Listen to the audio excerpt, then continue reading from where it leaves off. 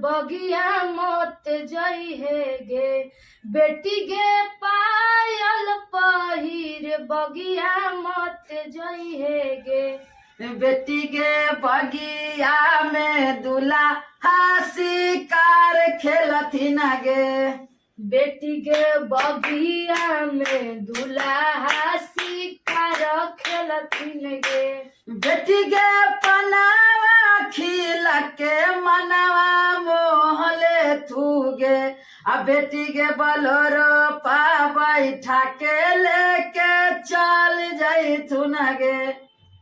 बेटी के पनावा खिया के मनवा मोहले थुन गे। बेटी के पनावा खिया के मनवा मोहले थूगे। बेटी के बलोरो पा बैठा के लेके चल जाई थुन गे। बहुत बढ़िया मधुर गीत गा दिए, बहुत अच्छा गाया। मैं चाहता हूँ कि अब ऐसे ही आगे गाते रहो सलोनी। और मेरा यही ईश्वर से यही रहेगा कि हम आपके हमेशा गले में भगवान आपके अंदर बसे रहे और आप दुनिया में नाम करती रहो बेटी। अगर महिला रहती और इससे समझा रही होते आप महिला बन करके, तो कैसे समझाते इनको? हाँ, देखा माझी भाषा में, देखा सलोनी तोरा भी बड़ी लोग अथुन आ बड़ी लोग जथुन, लेकिन तू अपना गुरुजी के कभी न भूलिया। आई जे तोरा देखावे के काम कर लथिन चितरंजन जी, उनकरो तू न भूलिया आ तू अपना रास्ता पर चलते रही है। जुग जमाना खराब है, समझाऊ ना साहब इस टाइप से।